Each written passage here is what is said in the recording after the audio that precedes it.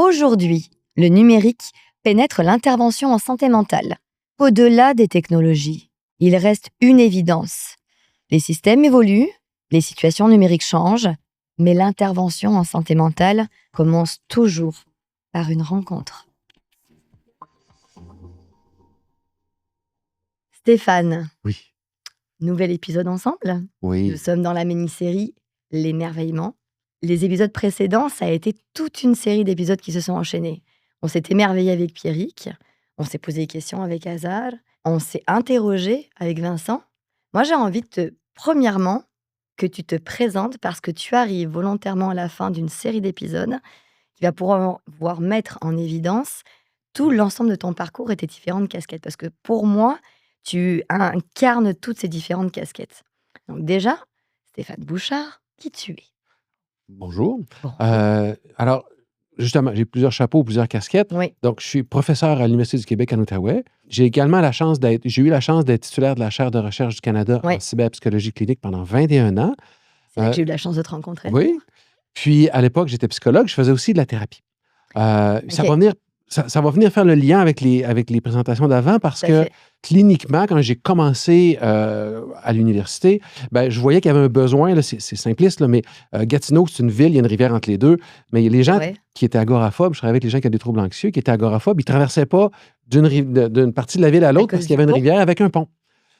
Puis, on avait un mandat régional où on couvrait aussi le nord de l'Outaouais, Ouais. donc Maniwaki. Fait que les gens qui étaient agoraphobes, qui restent à 2 heures de distance, ils ne se déplaçaient pas non plus. Fait que j'ai commencé à avoir des préoccupations. On disait, qu'est-ce qu'on pourrait utiliser pour rejoindre les gens à distance? Là, on est très pré-COVID, là, où déjà en 95, on a commencé à faire de la psychothérapie en vidéoconférence, à distance. On a Oui, tout à fait. intégré le numérique. Du télémédecine, entre Ouais. guillemets. Ça, c'est basique. bien avant que ça intéresse les gens. Ouais. Puis, je dirais, je vais faire le lien avec ce qu'on discutait tantôt, mais juste pour finir ce point-là, à l'époque, quand je présentais dans les conférences, ben, il y avait comme 2 personnes dans la salle. Mais quand est arrivée la pandémie, ça faisait 20 ans qu'on faisait de la recherche, on avait des essais cliniques, on avait tout le côté C'est rigoureux certain. qui a pu appuyer le développement de la thérapie à distance avec le numérique. C'est le Québec Bah oui. ou le Canada, en tout cas, qui était un chef de file. Mais à ça fait. m'a amené de fil en aiguille à faire de la réalité virtuelle, travailler avec des outils technologiques. Ok. Puis, il faut bien comprendre que quand tu fais de la recherche, c'est subventionné par les deniers publics. C'est de Bien l'argent sûr. du public.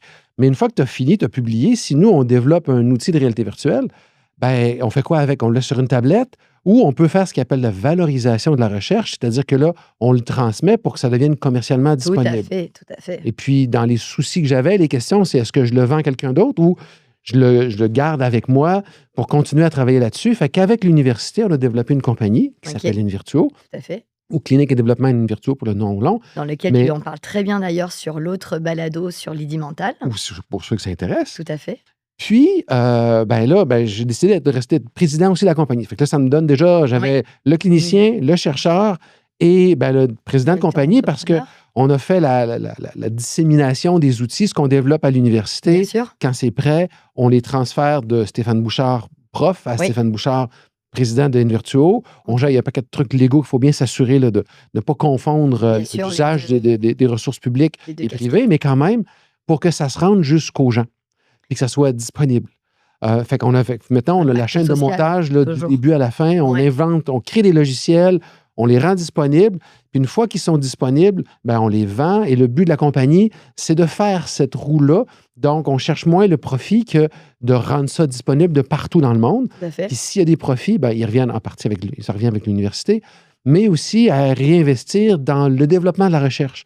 Fait que comme compagnie, on nourrit des projets de recherche qu'on n'aurait pas pu faire autrement Mhm. parce que ça va chercher des fonds, c'est pas énorme, mais qui permettent de continuer à avancer, de se mettre à jour, de s'assurer que ça reste disponible pour le grand public.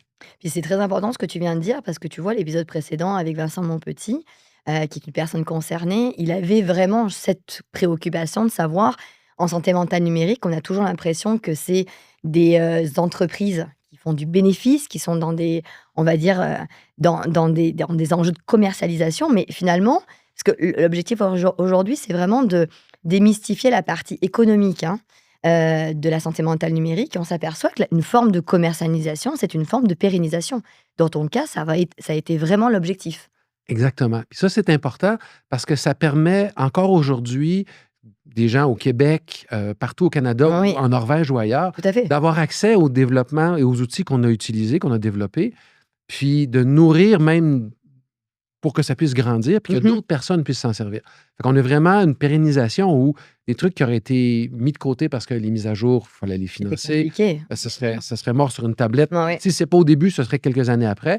Ben, on a pu résister à la pandémie Mhm. parce que c'est un profil de compagnie où on investit peu, mais on développe sur du long terme. Mhm. Fait que ça a permis de développer ces outils-là, mais justement de les rendre pérennes, qui fait qu'encore aujourd'hui, il y a des professionnels en Après, santé mentale et donc après des 20 ans, clients. finalement, Oui, des clients, des patients, des gens dans le besoin qui peuvent accéder à ça. Ils ne peuvent pas se le procurer, le logiciel, mais ils peuvent aller voir un professionnel en santé pour des mentale. questions de sécurité et de protection Ça, de la c'est certain. population, hein, C'est certain. bien sûr. Mais ils peuvent aller voir des gens, des professionnels en santé mentale qui vont s'en servir.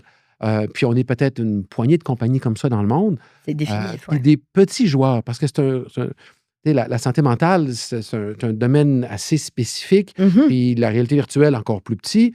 Fait que le fait que c'est assez cadré, ben, c'est un sous-marché aussi, c'est très, très, très limité. Pas limité, mais en tout cas, très niché. C'est niché, oui. Voilà, Je le voulais mot que je dire. cherchais. Ouais. Donc, ben, il faut être capable de rendre ça disponible. Puis on n'a aussi pas de paramètres présentement au Canada, en tout cas, partout dans le monde, mais sur des guides de pratique qui valident les outils. Puis ça, c'était une question que Vincent avait, qui était de dire, ouais, ben, qu'est-ce qui est bon, C'est qu'est-ce qui n'est bien pas beau, là. bon, Ouais, comment ouais. ça marche? Est-ce que les grosses compagnies, ben, ils poussent des produits? Ouais, bien sûr. Ben, il y a de ça, Ouais, bien sûr. mais il y a des plus petites compagnies, des gens qui sont très proches du milieu universitaire, qui, eux, ont comme préoccupation principale Mhm. de s'assurer qu'on dessert bien les gens, les besoins des gens et non pas les En besoins financiers. priorité. C'est ça. Et Ouais, pas les bien besoins sûr. financiers des compagnies. Même si la nécessité financière, elle est là, parce que ce que tu es en train de dire, c'est pas justement, tu mets de côté la réalité financière qu'il faut avoir pour soutenir une solution numérique.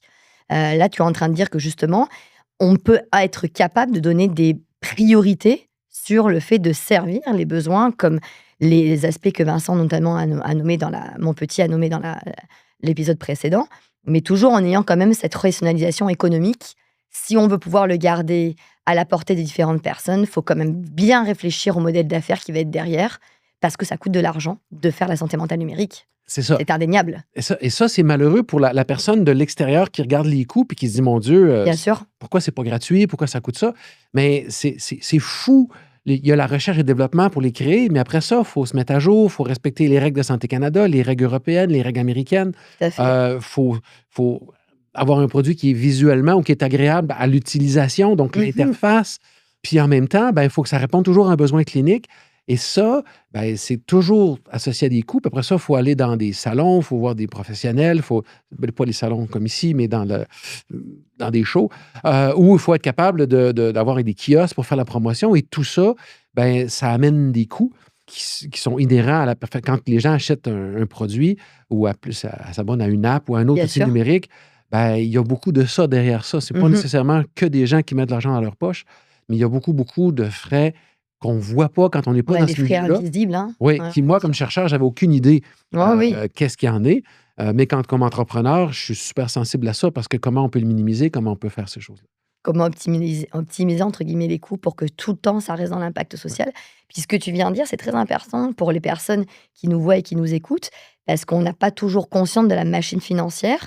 Et puis je pense qu'aujourd'hui, il y a un point que tu as bien démystifié. Il faut bien essayer de comprendre que développer une solution numérique en santé mentale, ça vient vraiment avec un espèce de balancier ou de ratio entre quand on décide de le rendre bien évidemment éthique et responsable, parce que l'objet de notre balado, c'est toujours de maintenir l'émerveillement dans l'innovation responsable, d'être capable toujours d'avoir une bonne anticipation de l'ensemble de ces aspects pour être certain de justement toujours répondre aux besoins des personnes concernées.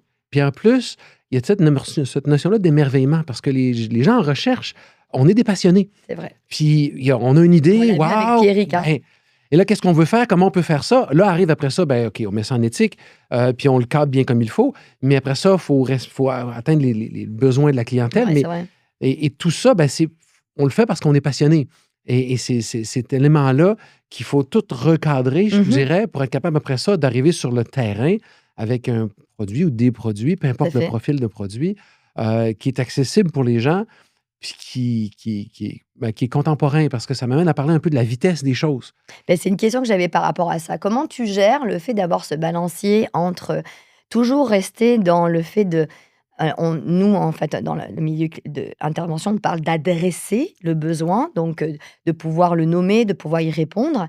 La vitesse, hein, puis dans l'autre série, je fais une petite coupe, mais dans l'autre série sur l'idée mentale, on avait Alexandre Rudon qui était venu pour parler justement de son nouvel outil qui permettait de pouvoir avoir la possibilité de faire parler, entre guillemets, les grandes bases de données. Puis il y a un élément qui a ressurgi plusieurs fois, puis que maintenant j'encode, c'est la dynamicité des deux mondes. Il y a une dynamicité santé numérique, il y a une dynamicité santé mentale, et donc on se retrouve, ou tu t'es retrouvé, et tu te retrouves toujours depuis des années, avec deux systèmes qui sont tout le temps en dynamicité et qui avancent. Comment tu gères le temps, le temps, tu vas me dire je dors pas, mais ça c'est un autre enjeu, mais comment on est capable justement de pouvoir faire face à ce déploiement rapide en santé mentale, en santé numérique, en restant connecté sur l'éthique des besoins des personnes, tout en conservant un socle pertinent financier. Et dans ça, il y a quelque chose qui ne fonctionne pas. Parce que dans le domaine de la Dis-moi. recherche, on est lent. Tu sais, on a Ouais, des idées, on va chercher du financement, ça prend un an.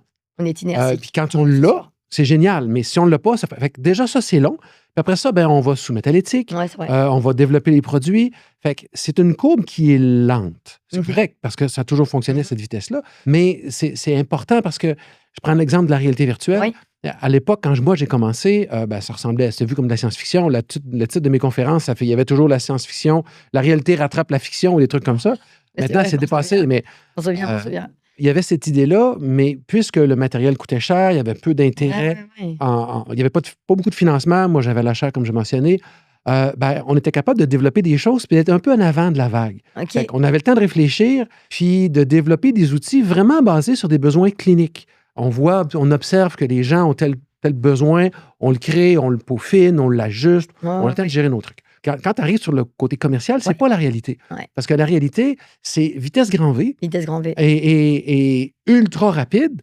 Ça a toujours été un peu comme ça parce que les compagnies, le but, c'est de progresser, De c'est de faire du croître, c'est d'attendre le marché. profit. Et quand tout d'un coup, quelqu'un dit, ben, je veux ton logiciel, ton Ouais, bien sûr, bien produit, sûr. ben, il faut que tu le livres. Ouais, Puis là, bien sûr. tu es toujours dans une autre dynamique qui est une dynamique, c'est un TGV Mhm. versus un paquebot. Confortable, mais fait que comment on fait le lien entre les deux? C'est Ouais, pas entre simple le déjà TGV et là. le wagon.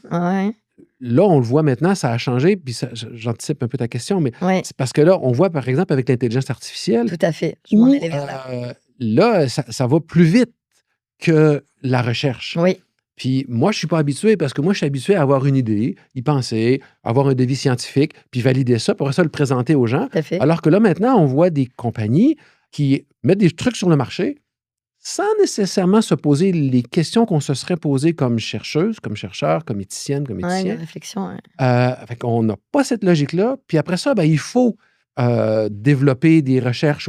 C'est un peu comme dans le domaine alimentaire, Ouais, bien où sûr. maintenant, ben, les compagnies, ils sortent des céréales, ils sortent des produits, un paquet puis après ça, on se demande si c'est bon pour la santé. Dans une Euh, cacophonie alimentaire, voilà. pour reprendre mon domaine. Oui.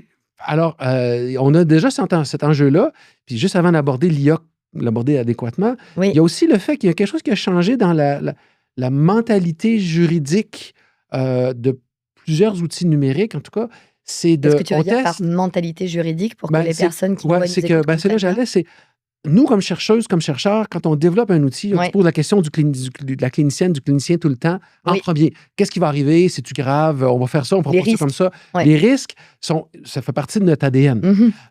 Je dis pas que les compagnies ne se posent pas de questions de risque, mais c'est pas les mêmes. Présentement, la volonté, c'est ben, on développe, on le met sur le marché, puis on va regarder si on est poursuivi. Puis si on est poursuivi, D'accord. ben, là, C'est on binaire quand s'ajustera. même. OK. Puis Oui, ce qui est inconcevable dans c'est le cadre de inconcevable. recherche Fait et qu'on de voit des très trucs, pratique. c'est ça. Fait que des outils d'IA, parce que je sais qu'on s'en va vers ça, mais qui sont mis en marché avant qu'on se pose la question, Oui, c'est c'est quoi certain. les limites, les avantages. Puis ceux qui sont mis en marché, le compétiteur est en train de bouffer le compétiteur, qui est en train de bouffer le compétiteur. Puis nous, comme chercheurs, on regarde le train, puis on se dit, ah, mais il faudrait que je fasse un projet. Ah, mais le temps que je passe à l'éthique, moi, ils ont publié, eux. Donc, vraiment, on a une transition où Ah on ouais, je doit vois. soit être plus agile, soit s'adapter. Mais vraiment, le paquebot s'est transformé rapidement en En TGV. TGV. Puis là, on essaie de suivre, puis tout le monde regarde ça. Et je reviens à Vincent qui dit, oh, mais ça va où? Ben, on se pose toute la question. Les ingénieurs aussi, d'ailleurs. Euh, Les ingénieurs aussi, d'ailleurs. oui, oui, c'est Ça y est? fascinant. Je travaille avec on travaille en Oui, cybersécurité oui, oui, également, bien je travaille sûr. avec des ingénieurs, puis Et alors? le hein? Et alors, qu'est-ce que Ben, c'est qu'ils ne comprennent pas le produit non plus. Ils voient ce que le produit peut faire, d'accord. mais personne ne connaît qu'est-ce qui est. On n'a pas accès au Ah ouais, code derrière ces outils-là. bien sûr. On les comprend.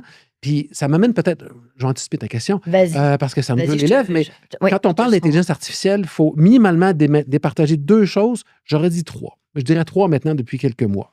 Il y a l'intelligence artificielle qu'on va appeler discriminative. Ça démêle les affaires. Puis l'intelligence artificielle ou l'IA générative, ChatGPT, ça génère des affaires. tout à fait. La discriminative, c'est que tu as des bases de données immenses, puis avec la richesse de l'information, on est capable de faire des calculs pour prédire des trucs. Tu as besoin d'avoir l'accès à l'information, il peut y avoir des enjeux éthiques, mais c'est des gros modèles mathématiques qui essayent d'expliquer des trucs avec beaucoup de données. Et ça, ben, sans dire qu'il n'y a pas de danger, les risques sont bien connus, ça cadre dans notre mentalité de la recherche. Et quand on voit les avantages de l'IA, on pense beaucoup à ça. Mais pour les gens, c'est confondant parce qu'il y a aussi l'IA générative, Tout à qui fait. est Puis, une boîte noire où tu dis, qu'est-ce que je peux manger pour souper? ouais, Puis là, ben, il va te dire, voici, puis il va te proposer une recette. Puis dans la recette, ben, il pourrait avoir de l'arsenic dedans parce que le logiciel, il n'a pas réfléchi. Parce que les outils d'intelligence artificielle générative, ChatGPT, Claude, Gemini et les autres, ouais. ben, c'est des moteurs qui ont été conçus pour reproduire le langage humain. Il n'y a pas d'intelligence, il n'y a pas de conscience, ça ne crée pas des concepts. Il y a une intelligence, mais sans conscience. Une C'est ça. intelligence artificielle sans conscience. Donc, ça prédit des séquences de mots qui peuvent aller ensemble, Mhm. puis après ça, puis ça construit comme ça.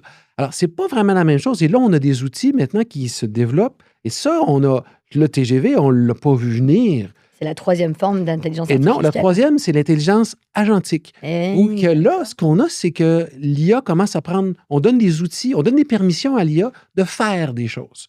Fait que je peux demander à mon téléphone, mon téléphone, ou un outil d'IA, j'aimerais ça aller souper ce soir, organise-moi ça.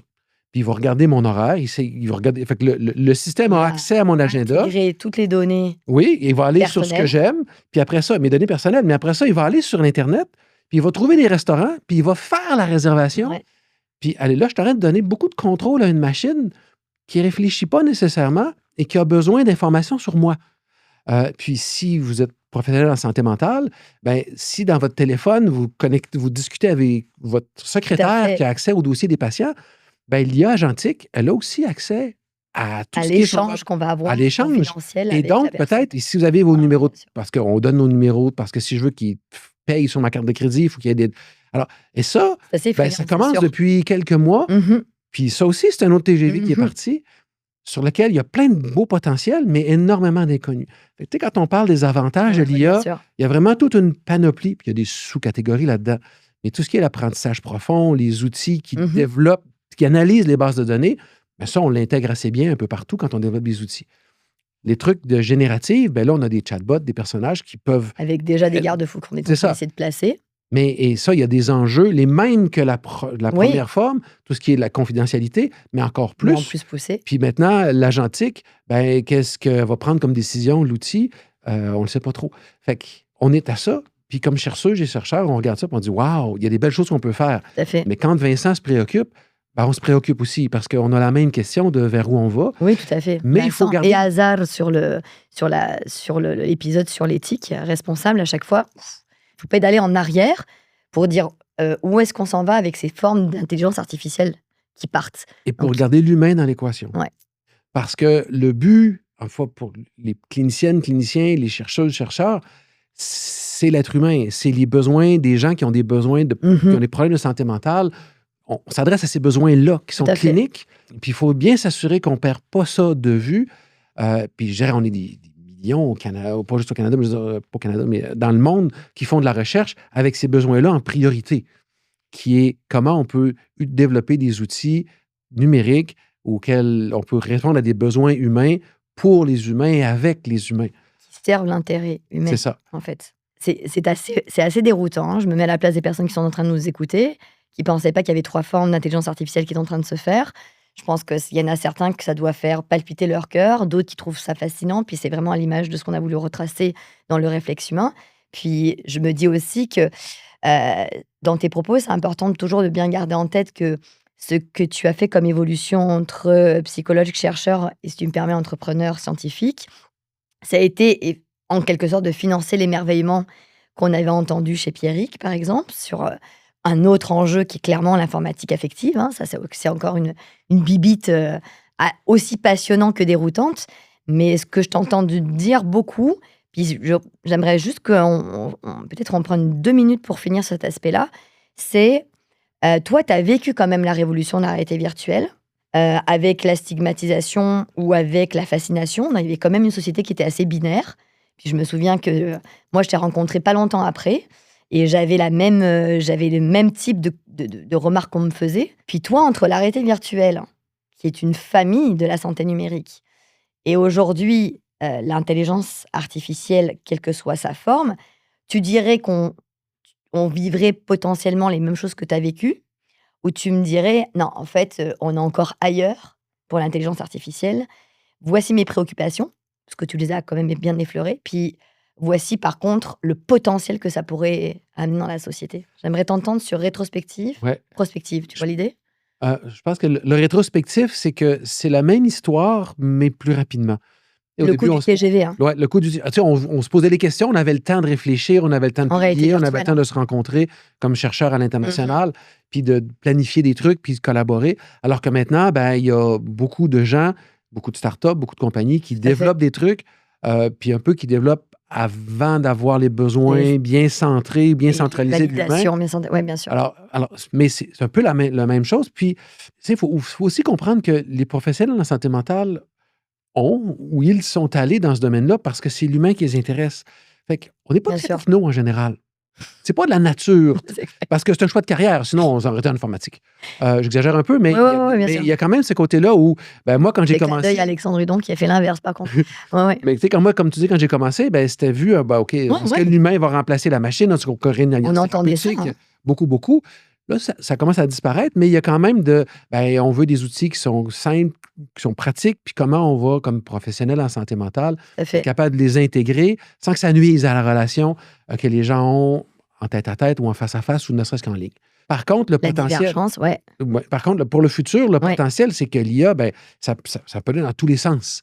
Le virtuel, c'était intéressant, mais C'était quand c'était même canalisé. Ouais, OK. assez cadré, puis les coûts étaient élevés de C'est développement. vrai, c'est vrai, c'est Alors que vrai. maintenant, on peut développer super rapidement, puis en IA, ce qui n'existait pas l'année passée Mmh mh. est dépassé une année après. Il faut quand même réaliser que on a si tu regardes si les gens regardent les courbes d'émerveillement, il y a toujours une courbe où on s'excite, ça va être Ouais, tout à extraordinaire, fait, tout à et fait, tout à soudain, il y a fait. un plateau, puis La après ça, on lune réalise que la lune de miel, ouais, comme on après dit ça, on là. réalise que, ouais, c'est plus compliqué qu'on La pensait. même qu'un Puis compteur. là, après ça, il y a un creux de vague. Puis après ça, on atteint à peu près cette Tu idée-là. penses qu'on est, vers où dans le Ben, on commence à descendre parce que là, les gens commencent à réaliser ouais, que c'est pas parfait, que l'IA, ce que ça peut disait créer, Vincent, ce que ça peut disait amener des gens Ada. à développer Mmh. des dépendances, ça peut amener les gens à développer des copines et des copains Mmh virtuels. Ça peut mh. être le fun, mais ça peut être trop, ça peut être problématique, ça peut Mmh. même nourrir des épisodes psychotiques ou schizophréniques. Fait que, tu sais, il y a plein de questions qu'on voit apparaître. Tout à fait. Puis, c'est essentiellement gratuit, ces outils-là. Puis il faut se rappeler la vieille Comment à adage, faire? hein, Comment quand à faire? ben, c'est que non, mais c'est que quand c'est gratuit, c'est peut-être nous le produit. Ouais et tout à fait. Parce que c'est pas viable financièrement, C'est pour ça, tout à et fait. donc puis les compagnies se prêtent entre elles. Fait qu'il y a comme une bulle qui est reconnue par Oui, qu'on les entend dire, hein, actuellement les dans ce propriétaires de milieu. l'IA, les grandes compagnies, je les nommerai pas nécessairement, mais sont d'accord qu'il y a une bulle où ça investit, ça croît, ça grossit. Mmh. Fait que à un moment donné, ça va coûter quelque chose ou ça arrivera pas, ça fonctionnera pas. Fait qu'il va probablement avoir une courbe du Mmh. désillusionnement qui commence à arriver. OK, Et je pense qu'on va ralentir, à mon avis. Juste parce que ça ça coûte serait cher, bien. parce que c'est pas viable, parce que les gens réalisent qu'il y a des préoccupations. Puis si on regarde les changements de grands modèles d'IA, prenons ChatGPT juste par exemple, là, Oui, de oui, 3 à oui. 3.5, de 3.5 à 4, mais de 4 à 5, de On 5 à commence à avoir 5,2, une c'est différence qui se tasse, hein. Ouais, tout à fait. c'est plus des grandes Hein, hein. choses. Heu, Puis il y a la question de l'accès aux données. Je ne vais pas trop rentrer là-dedans, mais Oui, parce qu'on parce que va en puis on a parler, l'éthique, tout à fait. mais il y a plus de questionnements. Pour moi, il y a plus de questionnements vis-à-vis de l'IA qu'il y en avait Avec la réalité vis-à-vis virtuelle, avec la réalité virtuelle. très clairement. Mais il y a OK. plus d'opportunités pour les gens qui veulent développer des outils, puis même des gens qui veulent démocratiser l'accès aux Mmh. outils parce que quelqu'un qui n'a pas nécessairement l'expérience, mais qui a un flair clinique, peut être un usager, une usagère des services de santé mentale, puis Bien sûr. développer des outils en réalité virtuelle Bien sûr. ou ailleurs avec les outils d'IA. Fait que ça aussi, ça va rendre, Plus ça va complet que donner ça, des outils à plus de gens. l'appropriation, ouais. Merci beaucoup Stéphane, j'ai envie de te proposer d'aller prendre ta petite tasse avec moi, puis te dire santé, Santé mais numérique, bien numérique. sûr. Merci.